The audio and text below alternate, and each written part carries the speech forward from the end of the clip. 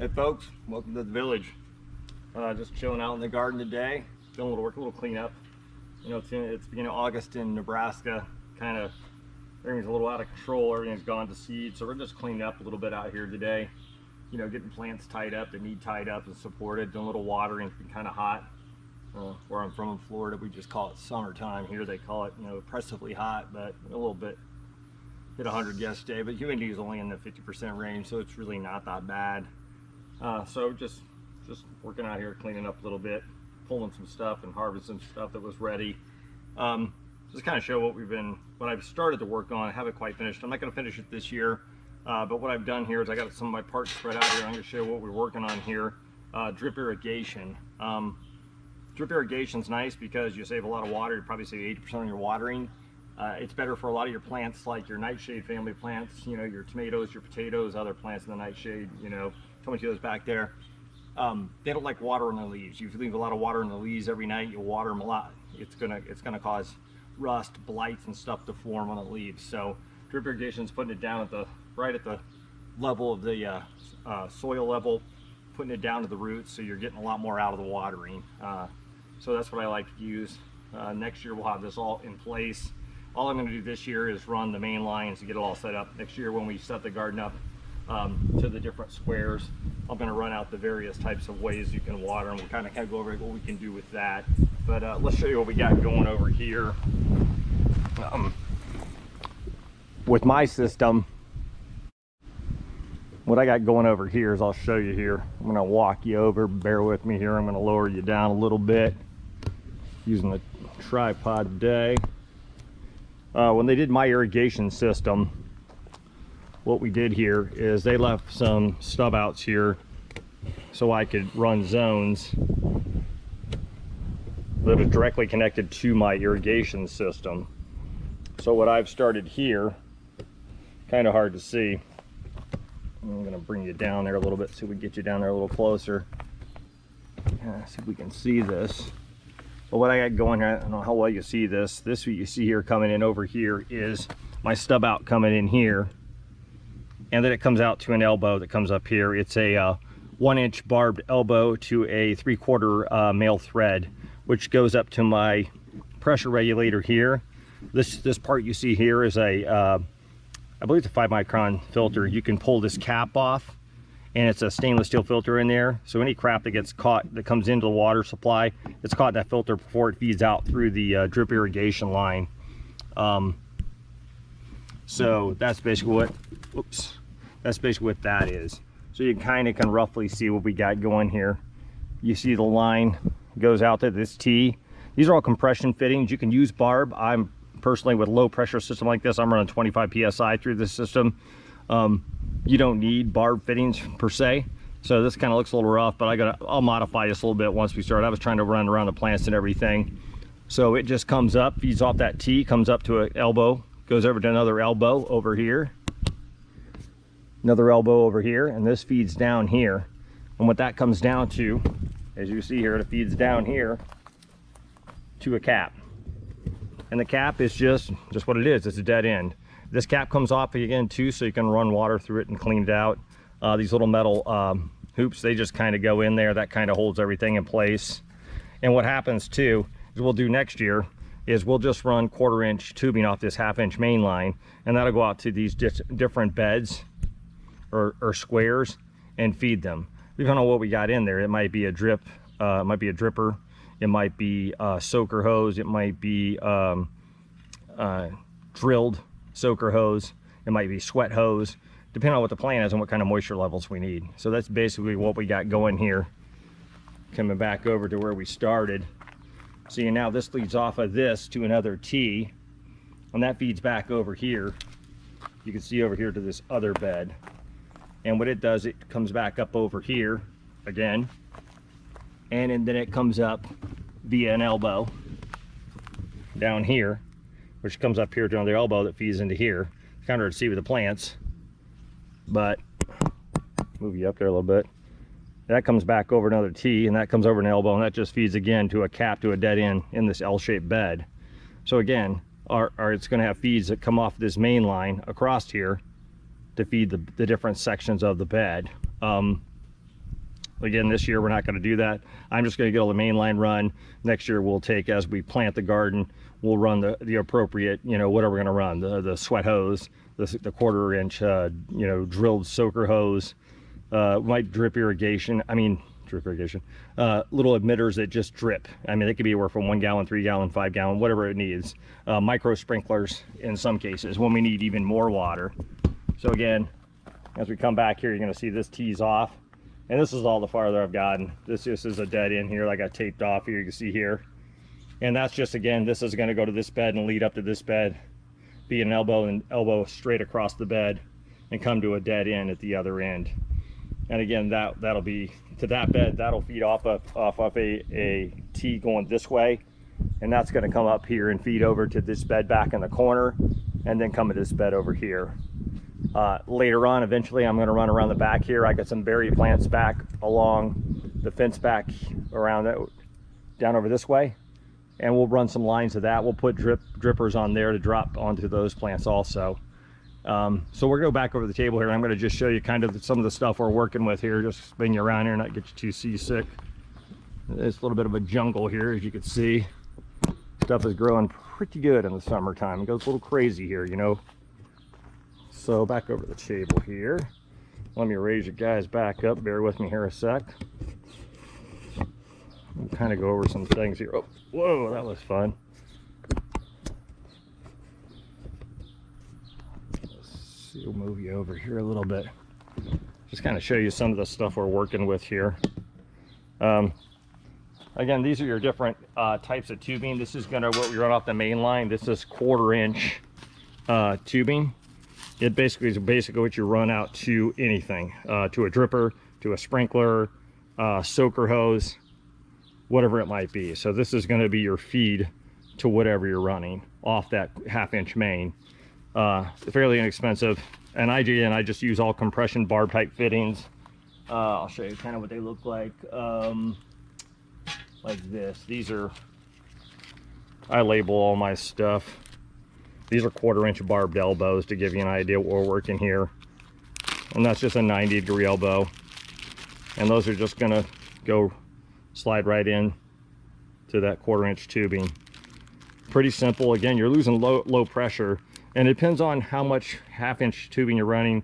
I just know the formula online. If you look it up online, you can figure out how much it is. I think if you're under 100 feet or 125 feet roughly of mainline 1/2 inch tubing, 25 psi is enough to run all your fittings, depending on what you're running. So again, I won't have that much mainline. I should probably be under 65 feet here when I get finished, roughly. So as you run stuff out, again, a couple other things you can use. This is 1/4 inch. This is sweat hose, so everything comes out of the various pores all throughout it. So this is nice to do if you've got a series of plants you want to run it around. It just gives you a nice steady stream of water sweating out of it. It can be buried, it can be on the surface, whichever you like. So it's pretty flexible. Another thing that you can use too, this is the 1/4 inch drilled. You can get them at various spaces. This is 6 inch spacing between the 1/4 inch holes. I like this stuff. This is nice. Again, get precise water to a section or everything like that. If you have a series of plants, puts a good nice soaking down. If you want something to get deep down into the surface, deep down under the surface, that's pretty nice. And there's various things you can do. You can use sprinklers. You can do different type of risers that plug into your 1/4 inch here. And on the top, you can put a sprinkler or a dripper or whatever you want to put on top. Usually these are going to be sprinklers on these risers. Again, plugs that in. Something go on the top, a sprinkler head on the top. So that's pretty handy. Again, I showed you these before. These basically hold down your 1/2 inch main line to keep it in place. Pretty simple. This is basically one of your barb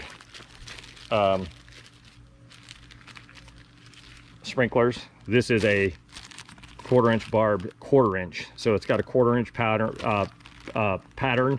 that runs off 28 psi. It'll go 10 feet maximum radius around, 0 to 29 gallons a minute.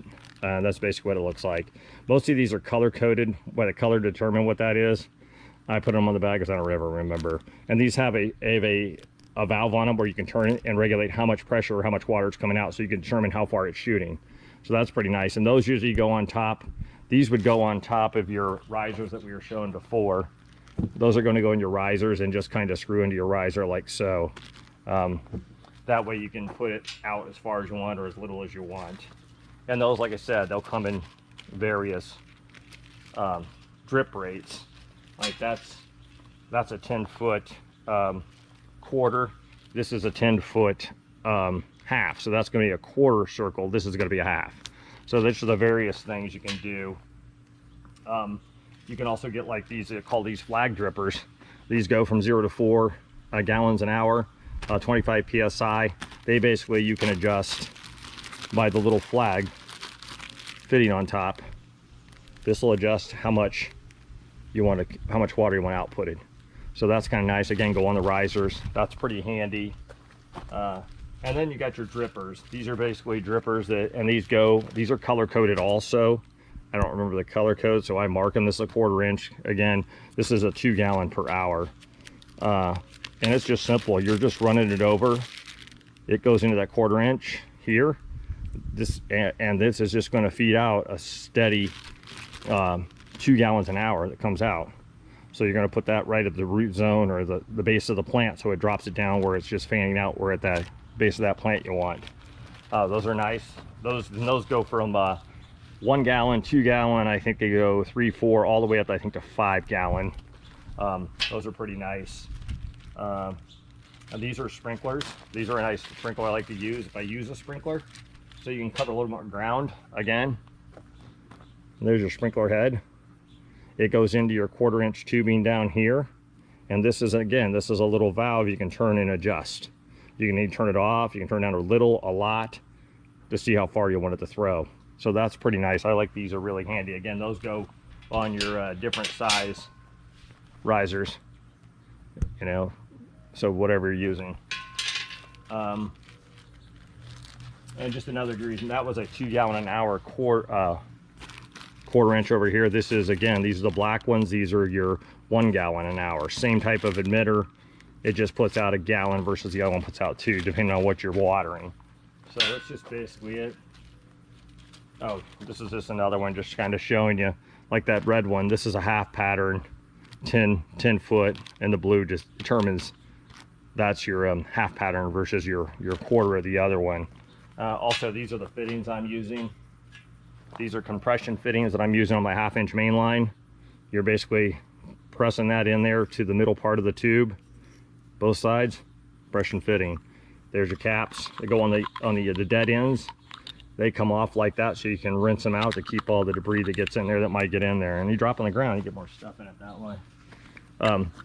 So that's basically what that's for. This is what I use regulator wise. This is a 25 psi, cleverly marked on the outside. Just goes onto your 3/4 male thread. This doesn't have it, but you should put in a washer, a hose washer in there so it doesn't leak, and that just threads onto a little piece that feeds onto the compression tubing down there to your 1/2 inch. So that's what I run. Again, there's various things you can do. These are just various fittings that I just save. You have different filters you can put in there. You can put in so you can keep more debris out. I have the other one, so I don't need that. Various type of sprinkler heads. There's all kinds of different options you can use. I could go through this box over here. I have a million different things I've saved over time. So, and again, basically what you're doing is you're putting water down at the surface by the root zone. So, you know, when you're watering your plant, it's going, you know, down at the base here instead of spraying all over the plant and everything. So you reduce your amount of water by about 80%. And it's not evaporating in the air when it's dry and hot like this. It's going right down to the plant, so you're not losing it. So that's nice. So I just kind of want to show what we got going out here. Kind of an overview of the garden. Little out of control now. It's summertime. We've got some pretty good stuff. We've got to harvest some beets today, some potatoes. Got to water that rosemary, looking really dry there. Various cherry tomatoes like over here. My jalapeno here needs some water. Another cherry tomato. I have a ton of those. I'll just go through the garden here and bang you around a little bit. Sorry about that, folks. And you kind of see everything we got going on. This is a little yellow cherry here, as you can see. pretty tasty. Actually, no, wrong. That is an orange cherry. The yellow one is over here. Then you come back around. We just got all kinds of stuff. Got a mix of everything. A little bit of flowers and stuff mixed in. Got our pole beans growing up here, up the trellis.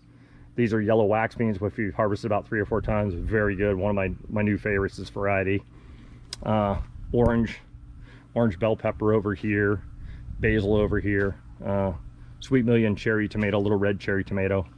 So that's kind of what we got going on here. Again, various. This is a red grape tomato. This is a very cool tomato called a chocolate sprinkle. And that's basically, it's a little redder than that, and that's what it is when it's ripe. Really good little tomato. So that's what we got going over here. Got San Marzano. So this is a paste tomato for making, you know, sauces and paste. Got that going, setting a lot of tomatoes right now real well. The one over here is a brandy wine. That's an heirloom, kind of a pink slicing tomato. Excellent. One of the best. So kind of give you an overview of what we got going on. A lot of empty bed space, so I cleaned out today. Again, as we head out of this month into the fall, we'll be taking those areas and composting them real good and planting some stuff that likes the summer or the fall, not the summer. You know, we're going to plant some more lettuces, some radishes that'll go into the shortened season, the less light. So the blueberry bushes here looking a little rough. They don't like the heat so much. Go back around here. Carrots a little wilty here. Like I said, this bed we've kind of cleaned out some beets, some lettuce, some beans and stuff here. We'll compost all these over real good and mix that in. And we're back there, folks. Had to shut the camera off a little bit. Got a little too hot. So that's basically what we got going on here today. Again, when we come back next season, we'll kind of go more in depth on this drip irrigation system. You know, and show you basically how we run that. The different supply lines to the different plants and so forth, and we'll go a little more in depth now, showing how we can clean it out. We'll go into those type of things. Unfortunately, just got a little too late this season, so we really haven't got into it too much. So that's basically what we got going in the village today. I think we're gonna clean out the bird baths and a couple of little things here and call this a day. Again, if you like what you're watching, you know, subscribe below. If you like the video, hit that like button. Share with your friends. Join us and learn. We're here to learn from each other. So if you have any comments or questions, put those down below also, and try to get good answers back to you. You know, if I don't have an answer, I'll find you an answer. So again, so we're learning from each other. I'm no expert on all this. I'm not no expert on gardening or anything like that. Just done it for a long time. So that's basically what we do here. We do all kinds of stuff. It's kind of urban homesteading what we do here in the village. So thanks for joining, folks, and have a good remainder of your weekend. Thank you.